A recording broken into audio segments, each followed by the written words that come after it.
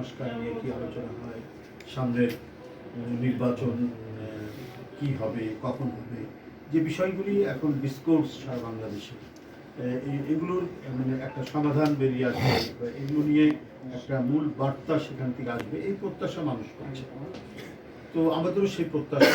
এটা খুবই উচ্চ পর্যায়ের একটি বৈঠক। জনপ্রত্যাশা হচ্ছে এই বৈঠকটি অত্যন্ত জরুরি ছিল এবং সেটি হচ্ছে আমরা আশা করি যে 5ই আগস্ট উত্তর যে রাজনীতি, সেই রাজনীতিতে আমাদের প্রধান যে অঙ্গীকার, সেই অঙ্গীকার হচ্ছে আমরা একটা গণতন্ত্রের স্থায়ী রূপ দিতে চাই।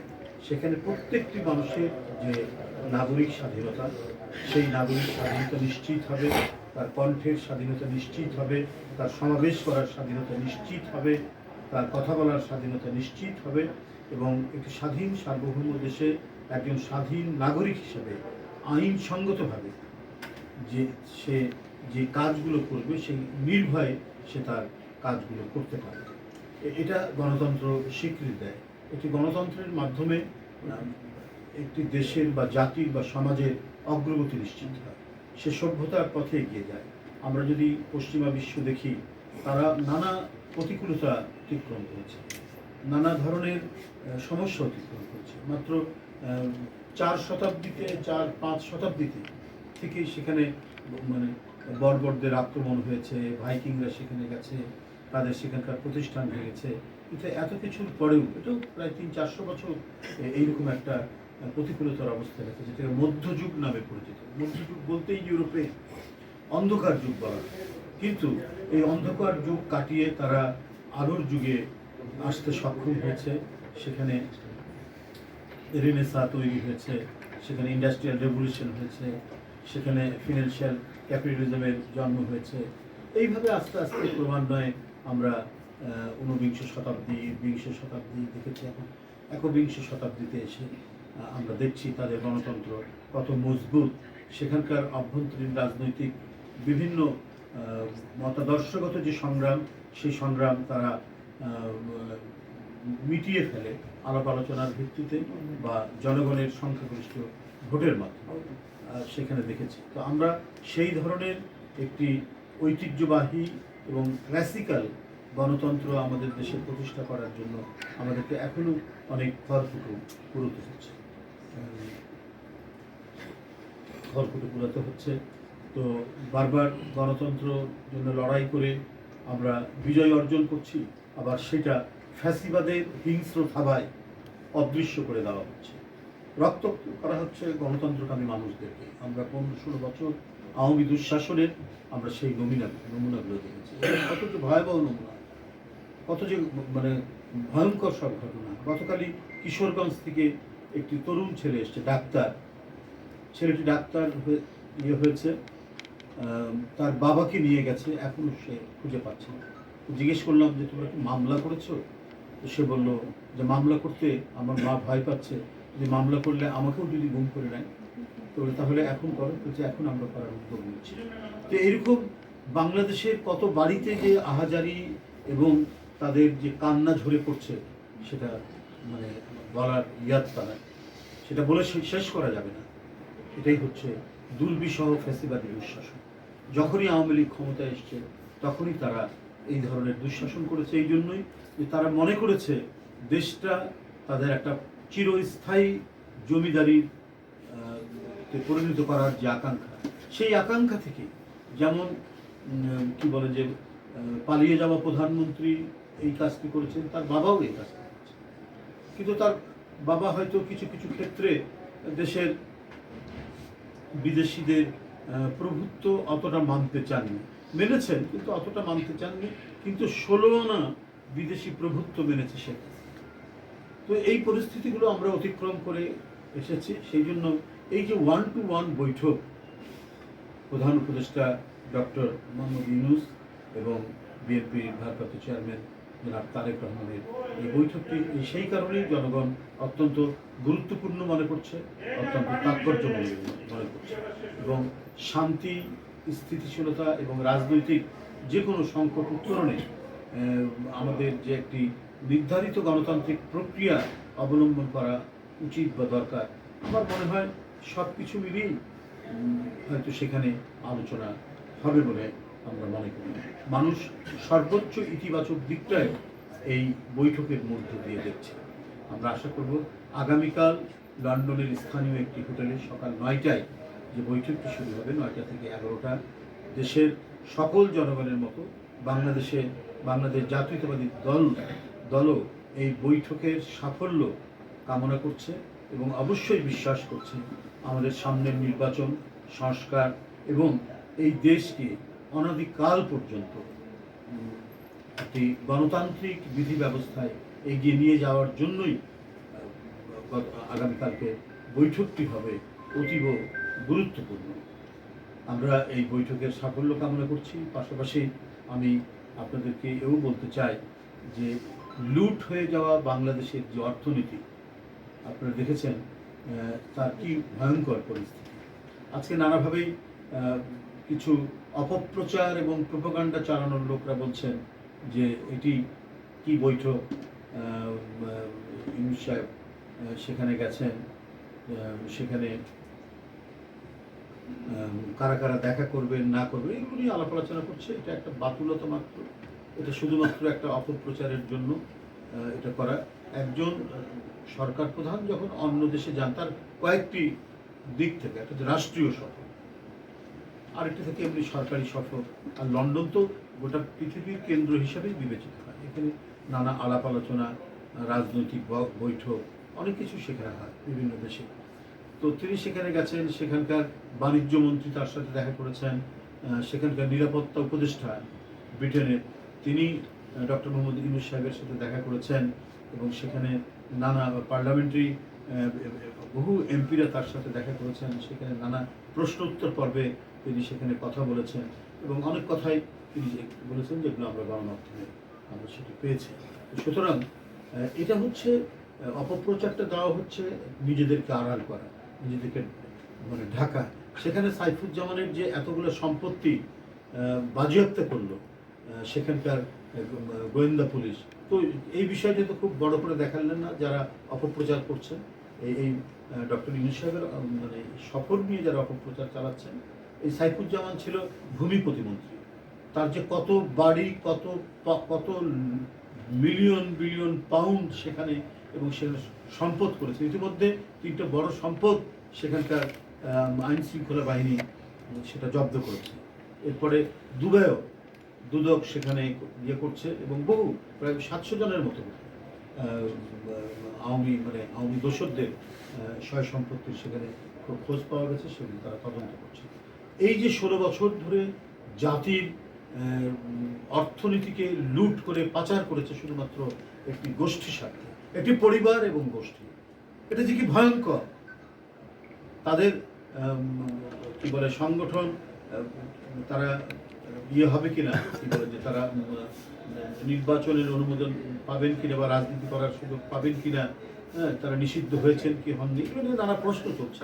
কিন্তু একটা প্রশ্ন আপনাদের মাধ্যমে যারা এই প্রশ্নগুলি করছেন তাদেরকে আমি করতে চাই, যারা এই যে জনগণের লুণ্ঠিত টাকা নিয়ে উপভোগ করছে পৃথিবীর বিভিন্ন নামি দামি রাজধানীগুলোতে, শহরগুলোতে, তাদের বিরুদ্ধে কী ধরনের শাস্তি নেওয়া উচিত এটা আপনারাই বলুন দেখি। যারা কুইক রেন্টালের নামে, পদ্মা সেতুর নামে, ফ্লাইওভারের নামে, নানাবিধ মেগা প্রজেক্টের নামে যারা জনগণের পকেট কেটে টাকা নিয়ে গিয়ে সেখানে বিত্ত বৈভব এবং বিলাসে মত্ত রয়েছেন, তাদের সেই রাজনৈতিক দলের বিরুদ্ধে কী ধরনের ব্যবস্থা নেওয়া উচিত বলে আমি তাদেরকে জানাই। যারা প্রযুক্তির কারণে নানাভাবে অপপ্রচারের সুযোগ নিয়ে নানাবিধ প্রোপাগান্ডা চালিয়ে যাচ্ছেন, তাদের কি ধরনের যে রাজনৈতিক দল জনগণ এবং জনগণের অর্থ চুরি করতে পারে, সে রাজনৈতিক দলের রাজনীতি করার কি কোনো সুযোগ থাকা উচিত? এটা আজকে সবচেয়ে বড় প্রশ্ন সবার মুখে। এবং একটি দুটি টাকা নয়, লক্ষ লক্ষ কোটি টাকা তারা পাচার করেছে 15-16 বছর। সুতরাং এগুলো নিশ্চয়ই বিচার হওয়া উচিত। যারা হত্যা করেছে শিশু কিশোর তরুণদেরকে, যারা হত্যা করেছে রিক্সাওয়ালাদেরকে, যারা হত্যা করেছে 5 বছরের শিশু লিমনকে, এদের বিচার হওয়া উচিত, অবশ্যই তাদের বিচার হওয়া উচিত। তো এই বিষয়গুলো আমার মনে হয় যে নানা বিষয় নিয়ে হয়তো সেখানে আলোচনা হতে পারে, আমি জানি না এজেন্ডা। মানুষ এগুলো ভাবছে যে কী কী বিষয় নিয়ে সেখানে ভারপ্রাপ্ত চেয়ারম্যান এবং প্রধান উপদেষ্টার আলোচনা হবে। আমরা গণমাধ্যমে যা দেখছি আমার মনে হয় 2 ঘন্টার বৈঠক, নিঃসন্দেহে আরও অনেক কিছু সেখানে আলোচনা হতে পারে। পাশাপাশি আমার যে মানে বক্তব্য, যে আমি গতকালও বলেছি যে জনগণের নিরাপত্তা এবং জীবন রক্ষা এটা সরকারের প্রধান দায়িত্ব। আমি অন্তর্বর্তীকালীন সরকারের প্রতি আহ্বান জানিয়েছি। আমি দেখেছি তারা কিছু পদক্ষেপ নিয়েছেন, কিন্তু এটা আরও গুরুতর পদক্ষেপ নেওয়া উচিত। আপনার 288 জন আক্রান্ত হয়েছেন ডেঙ্গুতে, তার মধ্যে 261 জনই হচ্ছে বরিশাল বিভাগে, তার মধ্যে 202 জন হচ্ছে বরগুনাতে। তো এই যে একটা জেলাতে কেন এত মহামারী তীব্র বেগে সেখানে ধাবিত হচ্ছে, এর জন্য সরকারের মানে জরুরি টাস্ক ফোর্স গঠন করে এবং এই জেলাকে একটি জরুরি সেবার জেলা হিসেবে ঘোষণা করে কেন পদক্ষেপ গ্রহণ করা হচ্ছে না, এটা আমার জিজ্ঞাসা আপনাদের মাধ্যমে। এবং করোনার যে প্রকোপ বাড়ছে, এবং এই করোনা নাকি আগের করোনাগুলো হচ্ছে, যেমন করোনা ডেল্টা ছিল, করোনা অমিক্রন ছিল, তার চাইতে নাকি 5 গুণ ভয়াবহ। তো সুতরাং এগুলো কেন, এগুলোর বিরুদ্ধে মানে জনগণ দৃশ্যমান সরকারের মানে ভূমিকা এবং পদক্ষেপ দেখতে চায় এবং জানতে চায় যে বিশেষ করে তৃণমূলে জেলাগুলোতে সরকারি হাসপাতালে করোনা মোকাবেলায়, ডেঙ্গু মোকাবেলায় কী ধরনের ঔষধ এবং সেই ঔষধগুলো পর্যাপ্ত কিনা এবং সেটা রক্ষা করার জন্য সরঞ্জাম আছে কিনা, এটাও জনগণের কাছে জিজ্ঞাসা। বন্ধুরা আমার, এই বিষয়ে আমি বারবার তাগিদ দিচ্ছি, আজও আপনাদের কাছে বলছি, মানুষের জীবন রক্ষা করা একটি সরকারের সবচাইতে বড় দায়িত্ব। এই বিষয়ে স্বাস্থ্য মন্ত্রণালয় তারা আরও কতটুকু তৎপর হয়ে খুব দ্রুত ব্যবস্থা গ্রহণ করতে পারে, সেটাই হলো আমাদের দেখার বিষয়। পাশাপাশি আমি আবারও বলতে চাই যে আপনারা দেখেছেন গতকালও বিভিন্ন সীমান্তে পুশিং করা হয়েছে। ভারতের লোক তাদেরকে বিদেশি বলে বাংলাদেশে তাদেরকে ঠেলে দেওয়া হচ্ছে, ঠেলে ফেলে দেওয়া হচ্ছে বাংলাদেশের মধ্যে। এবং তাদেরকে যখন ঠেলে দেওয়া হচ্ছে তখন তাদের কাছে যে টাকা পয়সা থাকে সে টাকা পয়সাগুলো বিএসএফ কেড়ে নিচ্ছে। আসামের মুখ্যমন্ত্রী ঔদ্ধত্যপূর্ণ কথা বলে যাচ্ছে প্রতিদিন প্রতিনিয়ত। তো এটার উদ্দেশ্য কি? তারা কোনো ধরনের একটা মাস্টার প্ল্যান নিয়ে এই কাজগুলো করছেন কিনা, এটা আজকে বাংলাদেশের মানুষের মধ্যে, আন্তর্জাতিক সম্প্রদায়ের মধ্যে, আঞ্চলিক মানুষের মধ্যেও এই প্রশ্নগুলি দেখা যাচ্ছে যে হঠাৎ করে এত মানে হিরিক পড়ে গেল কেন পুশিং করা, এবং যারা কেউ বাংলাদেশি নাগরিক নন। সুতরাং আমি ভারতকে বলবো যে সংযত আচরণ করুন। আপনারা একটি স্বাধীন সার্বভৌম দেশের প্রতি তাদের সার্বভৌমত্বকে চ্যালেঞ্জ করে আপনারা পুশিনের মতো কাজ করছেন, এটা বাংলাদেশের জনগণ মেনে নেবে না। আপনাদের সকলকে ধন্যবাদ। আমরা গণমাধ্যমের কল্যাণে জানতে পেরেছি যে শেখ হাসিনার ছেলে সজীব ওয়াজিদ জয় ভারতে অবস্থান করছে এবং আওয়ামী লীগের বিভিন্ন নেতাকর্মীর সাথে সেখানে বৈঠক করে কিভাবে আওয়ামী লীগকে পুনর্গঠন করা যায় সেই বিষয়ে আলাপ আলোচনা করছে, তার মায়ের সাথেও সে বৈঠক করছে। বিষয়টি কিভাবে দেখছেন আপনি? বিষয়টি তো আমরা প্রথমেই মানে আপনাদেরকে বলে এসেছি যে এরা থেমে নেই। তাদের যতটুকু ভিডিও ভাইরাল হয়েছে, অডিও ভাইরাল হয়েছে, এবং স্বয়ং শেখ হাসিনার কথা, সাবেক প্রধানমন্ত্রী শেখ হাসিনার কথাও আমরা শুনেছি, প্রকাশ্য তিনি মানে আক্রমণ করতে বলছেন, রক্ত ঝরাতে বলছেন। তো এদের যে এত যে অপরাধ করেছে, শুধু হত্যাই নয়, তারা হত্যার মধ্যে দিয়ে মনে হচ্ছে তাদের পরবর্তী যে বিষয়টি হচ্ছে তারা উৎসব করতে চেয়েছেন, এবং তারা আইন শৃঙ্খলা বাহিনীর যারা প্রধান কর্মকর্তা ছিলেন তাদেরকে অকাতরে বলছেন যে তোমরা গুলি চালাও, তোমরা মারো। এই যাদের মেন্টালিটি, তারা তো ষড়যন্ত্র ছাড়া, চক্রান্ত ছাড়া, একটা মানে আন্তর্জাতিক মাস্টার প্ল্যান ছাড়া অন্য কিছু করবে না। তাদের মধ্যে এত বড় অপরাধ, হত্যার মতো জঘন্য অপরাধ, টাকা পাচারের মতো জঘন্য অপরাধ, যারা গোটা দেশকে বিক্রি করে দিতে চেয়েছে, তারা এই অপরাধের জন্য যাদের ন্যূনতম কোনো অনুশোচনা নেই, তারা যে কোনো ধরনের ষড়যন্ত্রে লিপ্ত হতে পারে বলে আমার বিশ্বাস। তবে বাংলাদেশের দেশপ্রেমিক জনগণ এই বিষয়ে সচেতন। অন্য দেশ থেকে কোনো চক্রান্ত আটলে করে এটা এই দেশের মানুষ এটা তো মেনে নেবেই না, বরং তাদের সর্বশক্তি নিয়ে সেটা প্রতিহত করবে। রিজভী ভাই, আরেকটা বিষয়, নির্বাচনের তারিখ নিয়ে সরকারের সাথে কি সমঝোতা করবে কিনা বিএনপি? সেটা তো এখন আমরা কিভাবে আলোচনা তো আগামীকাল, জি, সেই বিষয়ে বৈঠক তো আগামীকাল। সেখানে আমি তো বললাম যে নানা বিষয় নিয়েই কথা হতে পারে। কি কি বিষয় নিয়ে কথা হতে পারে সেগুলো গণমাধ্যমে এবং সব মানুষের মনের মধ্যে, আমাদের মনের মধ্যে হতে পারে। যে এখন যে বোন অফ কন্টেনশন, যে বিবাদের যে বিষয়গুলো, আমি বিবাদ বলবো, যে ডিসকোর্স ডিবেটগুলো আছে, সেটা একটা মানে চমৎকার মানে উপসংহারে এসে পৌঁছাবে, একটা ইতিবাচক উপসংহারে এসে পৌঁছাবে। এটা দেশের মানুষ বিশ্বাস করে এবং বাংলাদেশ জাতীয়তাবাদী দল বিশ্বাস করে, এবং সেটি আমরা আগামীকাল 11টার পরে, লন্ডনের সময় 11টার পরে আমরা যখন এটার উপরে কোনো ব্রিফিং হবে, কিছু হবে, সেটা আপনারাও জানতে পারবেন, আমরা জানতে পারবো। আসলে আর কি কি এজেন্ডা আছে সেটা বলতে পারবো না, কিন্তু এখন মানুষের মধ্যে যে কথাগুলো ভেসে বেড়াচ্ছে, আমরা সেটাই মনে হয় যে এই বিষয়গুলোই তো আলোচনা হতে পারে, আর কি হতে পারে। এই যে 18 সালে সামনে আবার জুলাই আসছে এবং আগস্টে ফিরে আসতেছে, প্রায় 1 বছর হতে চললো আগস্টে জুলাই অবস্থানে। শেখ হাসিনাকে নিয়ে আসলে এখনো ভারত তার কোনো অবস্থান স্পষ্ট করে নাই।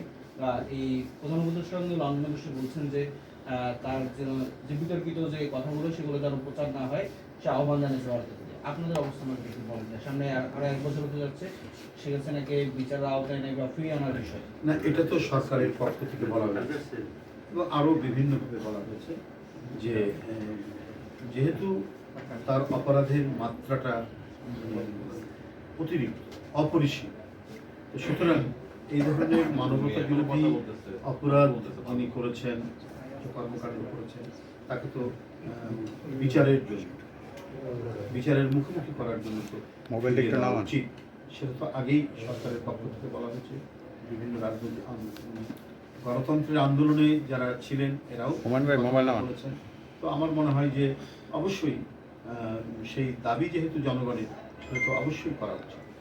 একটি বিষয় হচ্ছে আন্দোলন, ফেসিবাদী আন্দোলনে যারা যুক্ত ছিল, এখন 5ই আগস্টের পরে আমরা আস্তে আস্তে করে দেখছি সেই রাজনৈতিক দলগুলো একে অপরের দোষারোপের মধ্য দিয়ে চলছে। সেই জায়গা আসলে যুক্ত ছিল না ফ্যাসিবাদী আন্দোলনে, ফ্যাসিবাদ বিরোধী আন্দোলনে যারা যুক্ত ছিল। দেখুন, আমরা তো গণতন্ত্রের জন্য লড়াই করছি। তো গণতন্ত্র তো হচ্ছে যে রাজনৈতিক দলগুলো আমরা সবাই মিলে করেছি একটা কমন ইস্যুতে। গণতন্ত্রের শত্রু এবং গণতন্ত্রের পক্ষে কথা বলা সংগঠন এবং মানুষকে নিরুদ্দেশ করছে, রক্তাক্ত করছে। এই ভয়ঙ্কর দানবীয় পরিস্থিতি থেকে মুক্তির জন্য যারা লড়াই করেছেন, বিভিন্ন রাজনৈতিক দল ছিল, ব্যক্তি ছিলেন, বুদ্ধিজীবীরা ছিলেন। তো এখন এই 5ই আগস্টের পরে স্ব রাজনৈতিক দল নিজস্ব চিন্তা চেতনা নিয়ে তারা সংগঠন করবেন, রাজনীতি করবেন, নির্বাচন করবেন। নির্বাচনের সময় কার সাথে কিভাবে জেট হবে সেটা দল নির্ধারণ করবে। কিন্তু কথা হলো যে ডিবেট এবং ডিসকাশন এটা তো চলবে। এটাই তো হচ্ছে গণতন্ত্রের সৌন্দর্য, এটা তো বিউটি অফ ডেমোক্রেসি, যে আমরা এই সমাজের মধ্যে নানা মতের মানুষ, আমরা আমাদের কর্মসূচি তুলে ধরবো, আমাদের নীতি তুলে ধরবো, অন্যের নীতির আমরা সমালোচনা করব। এর মধ্যে দিয়ে একটা গণতান্ত্রিক সমাজ বিনির্মাণ, এইভাবেই একটি রাষ্ট্রীয় গণতন্ত্রের বিকাশ হবে। এই জন্যই তো আমাদের লড়াই, এই জন্যই সংগ্রাম। কিন্তু সেটা সংঘাতের দিকে যাবে না, সেটা রক্তক্ষয়ী হবে না। সেটার চূড়ান্ত সমাধান দেবে নির্বাচনে জনগণ। জনগণ যার নীতিকে সমর্থন করবে, তার সরকার গঠন করবে। সেই নীতি সেই সব কিছুদিনের জন্য, অর্থাৎ একটি নির্দিষ্ট মেয়াদকালের জন্য তারা বিজয়ী হলো। তারপরে যদি তাদের কোনো ভুল হয়, আবার পরবর্তী নির্বাচনে জনগণ যাকে মনোনীত করবে, ভোট দেবে, সেটাই হবে। এটাই তো হচ্ছে গণতন্ত্রের পালাবদল। ডেমোক্রেসি ট্রায়াল এবং এররের মধ্যে দিয়ে এগিয়ে যায়। চূড়ান্ত তার এভলিউশন হয় হচ্ছে ট্রায়াল এবং এররের মধ্যে দিয়ে। তো এই যে পথ চলার গণতন্ত্র, এটাই বারবার ফ্যাসিস্টরা, ডিক্টেটররা আটকে দিয়েছে। আমাদের বিশ্বাস আগামীকালকের যে বৈঠক, এর মধ্যে দিয়ে আমাদের সেই জায়গাতেই আমরা ফিরে আসতে চাই। সেই পথরেখা, আমরা সেই গণতন্ত্রের পথেই আমরা হেঁটে গিয়ে বাংলাদেশকে আগামী দিনে একটি সত্যিকারের প্রকৃত এবং যেটা চিরায়ত গণতন্ত্র বলে, সেই চিরায়ত গণতন্ত্রের পথে আমাদেরকে নিয়ে যাবে। তাতে আমাদের সমাজ যেমন একটি গণতান্ত্রিক সমাজে গঠিত হবে, আমাদের রাষ্ট্রও একটি গণতান্ত্রিক রাষ্ট্র হিসাবে বিকাশ হবে। মিটিংয়ে জনাব তারেক রহমানের সাথে কে কে থাকবে? অনেক বলেছি।